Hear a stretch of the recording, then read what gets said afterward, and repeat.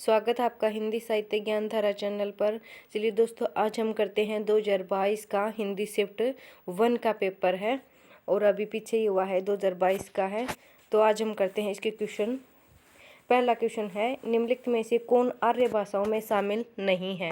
दोस्तों, हमारे ये क्वेश्चन हल करने का सिर्फ एक ही उद्देश्य है कि हम पिछले पेपर अगर एक बार कर लेते हैं तो हमें एक तो इनकी जो भी पेपर बनाने का पैटर्न है वो पता लगता है और ये पता लगता है कि कौन सी इकाई से और कौन से क्वेश्चन कैसे रिपीट हो रहे हैं।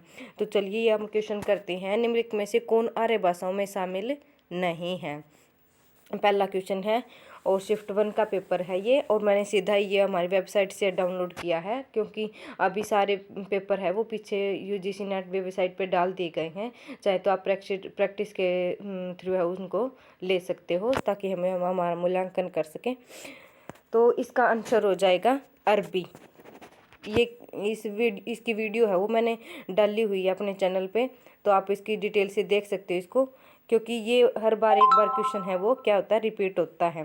और ये अरबी है हमेशा ऑप्शन में डाल दी जाती है, जो कि हमारी भारतीय जो आर्य भाषा उसके अंदर शामिल नहीं है। ये सारी हो जाएंगी, संस्कृत भी है, अंग्रेजी भी है और फारसी भी है, लेकिन ये क्या नहीं है, अरबी नहीं है। आगे है, इसका ऑप्शन हो जाएगा ये 3 वाला, तीसरा। आगे दूसरा क्वेश्चन है, निम्नलिखित में से तत्सम शब्द है। तत्सम शब्द पूछा है, कौन सा है। इसमें से अक्षर हो जाएगा, इसको अब अक्षर बोलते हैं, ठीक है। आग का अग्नि है, बयार का हवा है, पंख है, पक्ष है, तो इसका चौथा हो जाएगा अक्षर। चलिए आगे देखते हैं, द्वैतवादी वैष्णव संप्रदाय के प्रवर्तक हैं। द्वैतवादी वैष्णव संप्रदाय के पूछा है तो ये हो जाएगा मध्वाचार्य। दोस्तों, ये भी एक क्वेश्चन जरूर आता है कि कौन से संप्रदाय का कौन प्रवर्तक है। ये हमें ज़्यादा से ज़्यादा 8 या 10 होंगे, तो हमें एक बार अच्छे से उनको पक्के कर लेने हैं ताकि हमारा एक क्वेश्चन ठीक हो सके। आगे क्वेश्चन देखते हैं, विसोबा खिच्चर या खिच्चरनाथ निम्नलिखित में से किसके गुरु हैं। ये विसोबा भी बोलते हैं और इसको क्या बोलते हैं, दूसरा विठोबा। क्या बोला जाता है, विठोबा। विठोबा खिच्चर या खिच्चरनाथ दोनों नाम लिए जाते हैं इनके। तो ये हो जाएंगे नामदेव के क्या है, ये गुरु हैं। बिल्कुल सिंपल सा क्वेश्चन था ये भी। तो हमें इस क्वेश्चन को देखते हुए हमें इनके गुरु के और इनके शिष्य की परंपरा के सारे कुछ याद करने हैं। इनकी जन्म परंपरा है वो सारी याद करनी है। आगे है ब्रज भाषा पद्य का संग्रह। क्या बोल दिया है आगे इन्होंने कि ब्रज भाषा पद्य का संग्रह है सभा विलास। किसकी, ब्रज भाषा पद्य का संग्रह है ये सभा विलास है। सीधा ही नहीं पूछा, थोड़ा सा घुमा दिया कि उनको ब्रज भाषा पद्य का संग्रह है सभा विलास, वो है सभा विलास है वो किसकी रचना है और ये किस भाषा में है, ब्रज भाषा में। आगे क्या पता कि दोस्तों की पूछ लिया जाए कि सभा विलास है वो कौन सी भाषा की रचना है, तो ये ब्रज भाषा की रचना हो जाएगी। तो ये पूछा है कि सभा विलास है वो कौन सी किसकी रचना है, ये हो जाएगी लल्लूलाल की। लल्लूलाल की जितनी भी रचनाएं हैं वो इम्पोर्टेंट है, क्योंकि ये खड़ी बोली की या फिर हिंदी की है, ये वो पहले कवि रचनाकार हैं।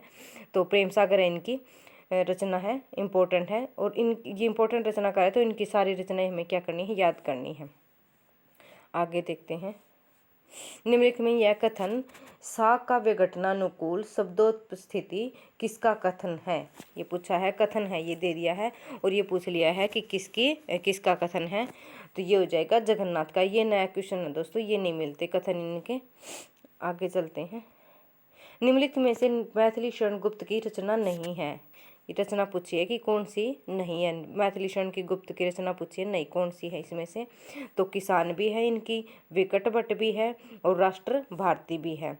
ये सारी इंपॉर्टेंट रचनाएं, मैथिली शरण गुप्त भी बहुत बार रिपीट होते हैं पेपर में, इनकी सारी रचनाएं हैं वो क्या है, याद रखनी है। इसमें से हो जाएगा केसों की कथा। ये वाले नई वाले भी क्वेश्चन बहुत ज़्यादा रिपीट होते हैं कि नहीं पूछ लिया जाता है, और इसके चक्कर में कि है ये ध्यान रख लिया जाता है कि कौन सी है और क्वेश्चन गलत हो जाता है। तो ये नई वाले क्वेश्चन ध्यान रखने हैं। तो ये इसका हो जाएगा तीसरा। आगे चलते हैं, निम्नलिखित में से कौन सी भारतेंदु की अनुदित रचना नहीं है। ये भी जरूर एक बार है जो पहले पूछा गया है, अनुदित रचना मौलिक रचना पूछ ली गई थी 4 रचना देके, और उनमें से 2 रचना पूछ ली थी कि भारतेंदु की मौलिक रचना या प्रश्न की रचनाएं हैं। प्रश्न जो अपने सिलेबस में भी लगा हुआ है, अंधेर नगरी है वो। तो ये क्वेश्चन इम्पोर्टेंट रचना जो भी रचनाकार हमारे पाठ्यक्रम के अंदर लगे हैं उनकी डिटेल तो हमने पढ़नी है।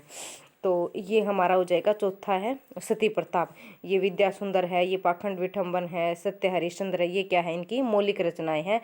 लेकिन ये क्या है इनका अनुदित, नहीं अनुदित पूछा है कि अनुदित रचना नहीं है, तो ये हो जाएगा चौथा सती प्रताप हो जाएगा, ये ऊपर वाली नहीं है। आगे है फटिक भूमि पर कर पग छाया ये शोभाती राजती, करी करी प्रतिपद बहु प्रतिमनि वसुधा कमल बैठ की साजती। उपयुक्त काव्य पंक्तियां हैं वो किसकी हैं, तो ये है सूरदास की है, किसकी हैं सूरदास की हैं। और ये देखो यहाँ पे ये के कैसे पहचान सकते हैं कि छाया ये शोभा अति राजती, करी करी प्रतिपद प्रतिमनि वसुधा कमल बैठ की साजती, क्योंकि सूरदास ने ज़्यादातर बाल कृष्ण लीला के पद है वो ज़्यादा गान किए हैं, बाल कृष्ण लीला पक्ष के गान किया है, तो इसी से हम क्या कर सकते हैं इनकी पहचान कर सकते हैं, तो ये हो जाएगा सूरदास का। आगे देखते हैं उदासी संप्रदाय के प्रवर्तक थे, इम्पोर्टेंट है ये भी, लक्ष्मी ये श्रीचंद हो जाएगा। ये श्रीचंद कौन थे, उदासी संप्रदाय के प्रवर्तक थे। एक थे श्री गुरु नानक के क्या थे बेटे थे, गुरु नानक के दो बेटे थे जिनमें से श्रीचंद है उनका क्या है उदासी संप्रदाय है, इम्पोर्टेंट है याद रखना है ये भी। देखो छोटा सा क्वेश्चन है लेकिन ध्यान करने की बात है इसके अंदर कि उदासी संप्रदाय किसका है, श्रीचंद का, और श्रीचंद किसके पुत्र थे गुरु नानक के। आगे देखते हैं आषाढ़ का एक दिन राजाश्रय और व्यक्ति स्वतंत्रता के बीच भटकते हुए सृजनात्मकता का नाट्य बिंब है। क्या पूछा है कि आषाढ़ का एक दिन बोला है, और किसने बोला आषाढ़ के एक दिन के बारे में बोला है कि राजाश्रय और व्यक्ति स्वतंत्रता के बीच भटकते हुए सृजनात्मकता का नाट्य बिंब है। यह कथन किस आलोचक का है, तो ये हो जाएगा बच्चन सिंह का। तो बच्चन सिंह के भी जितने भी क्वेश्चन हैं जो भूमिका के अंदर इन्होंने लिखे हैं तो वो भी हमें ध्यान रखने हैं, और इम्पोर्टेंट भूमिका तभी बनते हैं। दूसरे शिफ्ट का जो पेपर है उसके अंदर भूमिका वाले बहुत सारे क्वेश्चन हैं वो रिपीट हुए हैं, और पीछे भी पूछे जाते रहे, लेकिन अब की बार ज़्यादा रिपीट हुए हैं दूसरे वाले शिफ्ट के अंदर, तो भूमिका हमें ज़रूर एक बार देख लेनी है। नाटक की तो बहुत ज़्यादातर पेपर के अंदर आती हैं, तो ये हो जाएगा ऑप्शन इसका दूसरा। आगे देखते हैं तद 200 शब्दार्थों सगुणा वन क्लिंकृति पुनः कवापी उक्ति की सचारे की, ये तो बहुत ही फेमस पंक्ति है, ये हो जाएगी, ये पहले भी रिपीट हो चुकी है एक बार क्वेश्चन, तभी तो बोलते हैं कि पीछे वाले क्वेश्चन पेपर है हमें एक बार जरूर देखने हैं। एक बार नहीं तो अगर दोस्तों पेपर तक हम 2-3 बार भी अगर रिपीट कर लेते हैं तो क्या होगा कि हमें अच्छे से क्वेश्चन का पता लग जाएगा कि कैसे कैसे क्वेश्चन घुमा फिर आगे पूछ लिए जाते हैं। तो ये इसका हो जाएगा तीसरे वाला ऑप्शन हो जाएगा मम्मट, ये बहुत बार रिपीट हो चुकी है पुनर्वापी वाली। आगे है निम्नलिखित में से किसकी दृष्टि से कविता की रचना प्रक्रिया पर विचार करने वाले पाश्चात्य आलोचक हैं। किस पे पूछा है, कवि की दृष्टि से बोल रहा है कि कविता की रचना प्रक्रिया पर विचार करने वाले पाश्चात्य आलोचक पूछा है। ये चारों ही पाश्चात्य आलोचक हैं, लेकिन कौन से इसमें से कविता पर जो रचना प्रक्रिया पर विचार करने वाले हैं वो क्या हो जाएगा वर्ड्सवर्थ पे बोल रहा है। वर्ड्सवर्थ ने बहुत सारे विचार दिए हैं कविता पे कि ग्राम्य भाषा यूज करनी चाहिए, ऐसे कुछ ज़्यादातर विचार इन्होंने बोले हैं। आगे चलते हैं कविता की भाषा विरोधाभास की ही भाषा है। क्या बोला है कि कविता की भाषा विरोधाभास की ही भाषा है। यह कथन निम्नलिखित में से किसका है, तो विरोधाभास पूछा है, कविता की भाषा का विरोधाभास पूछा है, तो ये हो जाएगा क्लिंथ ब्रुक्स का। आगे देखते हैं पाश्चात्य आलोचक के दो क्वेश्चन, पाश्चात्य हमारे साहित्य की क्या है, दूसरा क्वेश्चन रिपीट हुआ है, ये एक पहले आ गया ये दूसरा है। तो ऐसे भी देखना है कि हमें कितने कौन से यूनिट से कितने क्वेश्चन आए हैं। पेपर करने का यही थोड़ा सा अच्छा होता है कि पहले से पता लग जाता है कि हमें क्या क्या कौन से क्वेश्चन रिपीट हो रहे हैं। निम्नलिखित में से किस पुस्तक का नाम द्विंदवादी तर्क की समीक्षा, ये हिंदी में तो कम ही पूछते हैं, पाश्चात्य आलोचक वाली जो पुस्तक हैं वो हिंदी में कम पूछते हैं, इंग्लिश वाली है जो वो ज़्यादा ये देख के पूछते हैं। क्रिटिक ऑफ डायलेक्टिक रीजन के पुस्तक का रचनाकार का नाम पूछा है कि ये किसकी पुस्तक है, तो हो जाएगी सात्र की। वैसे भी सात्र का द्वंद्ववादी और भौतिकवादी है वो सिद्धांत दिया हुआ है। आगे हैं विभ्रम और यथार्थ, ये भी किसके पुस्तक पूछ ली है इनकी, विभ्रम और यथार्थ है, यानी इंग्लिश में इन्होंने पूछा है कि इल्यूजन एंड रियलिटी, इसके लेखक कौन है, तो हो जाएगा चौथा ऑप्शन है कोडवेल की। आगे देखते हैं देवगिरी को जीतकर दिल्ली आने के बाद चामुंडराय दाहिम ने पृथ्वीराज को किस बात के लिए प्रेरित किया। क्या पूछा है कि देवगिरी को जब जीत के आए थे चामुंडराय तो उन्होंने पृथ्वीराज को किस बात के लिए प्रेरित किया है।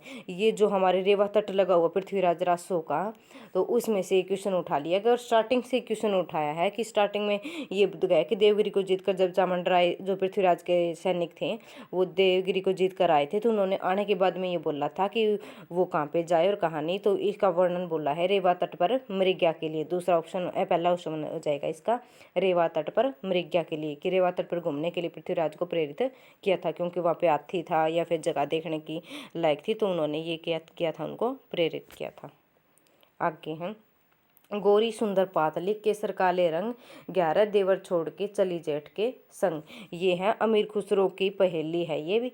और हर अभी इन शिफ्ट 1 और शिफ्ट 2 दोनों के अंदर ये दोनों पूछी गई है अमीर खुसरो की पहेलियाँ, और पहले भी पूछी जाती थी, 1-2 पेपर में पहले भी रिपीट हुई है, अब की बार दोनों शिफ्ट के पेपर में आई है। तो हमें अमीर खुसरो की जितनी भी हमारे ये लगी है पहेलियाँ मुकरियाँ वो हमें देखनी है। तो ये हो जाएगा अरहर। 11 देवर छोड़ के चली जेठ के संग, ये 11 महीने के अंदर पककर तैयार होती है अरहर की वाली दाल है ये।